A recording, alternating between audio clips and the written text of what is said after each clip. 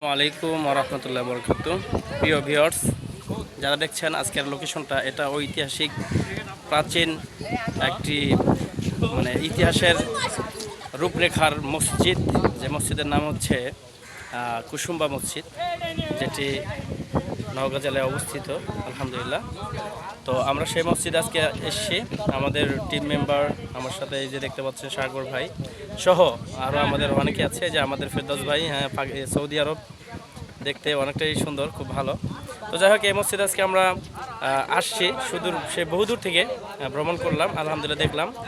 আপনারা জানলে অবাক হবেন যে ইতিহাস ও ঐতিহ্য সরিত সেই মসজিদটি টাকার ভিতরে স্থান পেয়েছিল। বাংলাদেশের টাকার মধ্যে এই মসজিদের রূপরেখা দেওয়া হয়েছিল।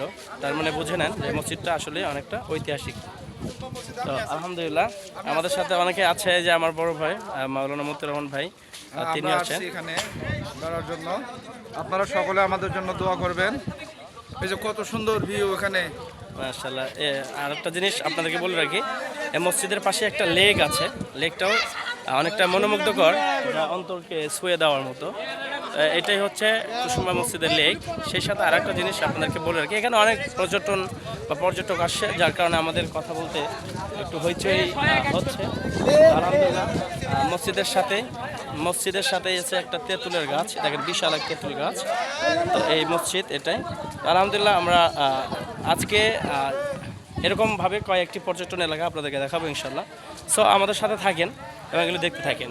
এই ঐতিহাসিক মসজিদ, কুসুম্বা মসজিদ আপনাদেরকে দেখাইলাম।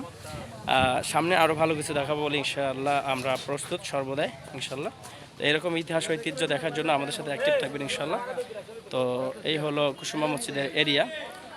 আলহামদুলিল্লাহ, যেটিকে দেখতে মোটামুটি একদম সৌদি আরবের মসজিদের মতো লাগে। তো বাকি আমাদের সাথে লেগে থাকুন, সামনে ইনশাল্লাহ ভালো কিছু আসবে। আসসালামু আলাইকুম।